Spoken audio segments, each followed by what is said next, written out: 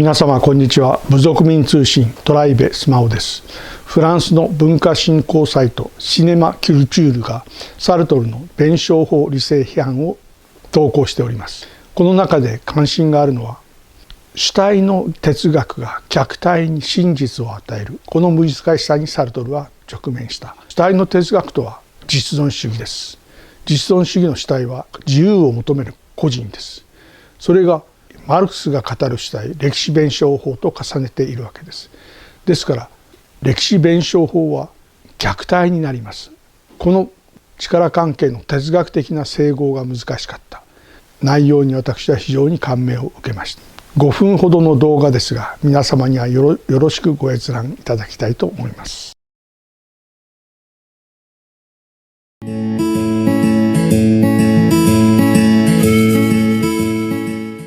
Bonjour à toutes et à tous. Sartre présentait la critique de la raison dialectique en 1960 comme une tentative de rénovation du marxisme, devenu selon lui dogmatique. Pour Sartre, le marxisme contemporain est un humanisme, car il assimile prodigieusement les hommes à des choses. L'individu n'est qu'un parti du processus historique. Or cette personnalisation du sujet est incompatible avec les thèses sartriennes, relatives à la liberté, qui s'est défendue dans « L'être et le néant » et dans toute son œuvre.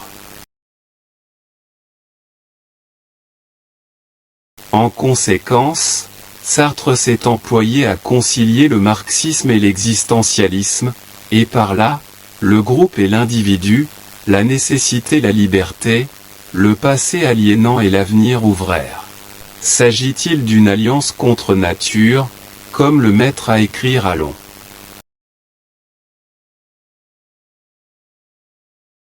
Avec la critique de la raison dialectique, Sartre assume, ce n'était pas à son passé, ce qui ne va pas sans difficulté. Il est difficile de donner une véritable consistance à l'objet dans une philosophie du sujet. Mais il faut dire avant tout, que cet effort de sortir de soi et de sa pensée pour rejoindre les autres et l'histoire est grand. La raison dialectique, en effet, n'est rien d'autre que le mouvement même de l'histoire en train de se faire et, prenant conscience de soi. Sartre a refusé d'être un intellectuel, un être voué à la littérature. Les livres n'ont pas leur fin, en eux-mêmes.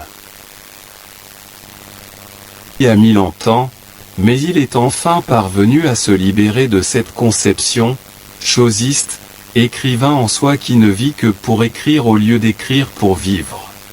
Les livres sont de plus en plus pour lui des modes, parmi d'autres de son activité, de sa praxis.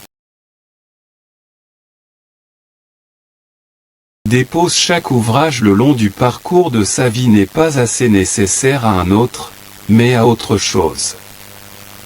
C'est l'homme qui l'intéresse. La réflexion consiste à saisir le sens d'une activité qui, même lorsqu'elle se réussit, demeure humaine, elle est une lumière immanente au comportement.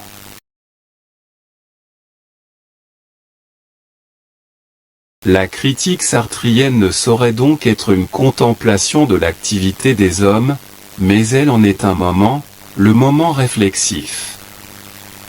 Le livre n'a de valeur que comme moment abstraitement isolé de cette lumière. La critique de la raison dialectique s'attaque aux problèmes plus profonds, c'est un traité du mal. Et le mal humain, c'est la violence. D'où vient-elle?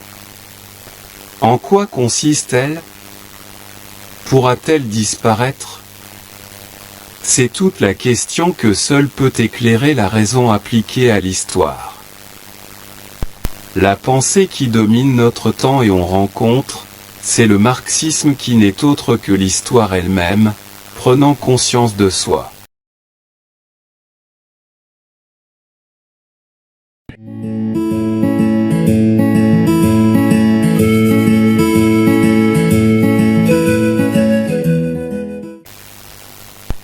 aussi est-il actuellement indépassable. Mais il s'est sclérosé. Il appelle matérialisme dialectique une prétendue dialectique de la nature qui réduit l'individu à l'état de choses et remplace la rationalité pratique de l'homme faisant l'histoire par l'aveugle, nécessité antique. Il tend à éliminer le questionneur dans son investigation et à faire du questionné l'objet d'un savoir absent. C'est une métaphysique dogmatique, invérifiable et dangereuse.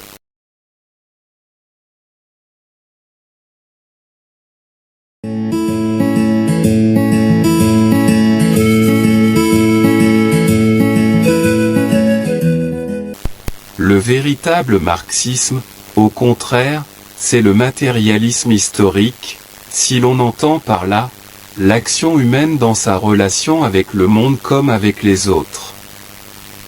Ainsi se situe Sartre par rapport au marxisme, il ne veut ni le contester ni le dépasser, mais le retrouver. C'est-à-dire y intégrer l'homme. Sartre demeure donc fidèle aux thèses fondamentales de l'être et le néant. Le donné, c'est la distinction de l'homme, pour soi et du monde, l'en-soi. Toute hypothèse sera la nature de l'en-soi ne peut être que gratuite mais sans intérêt, métaphysique.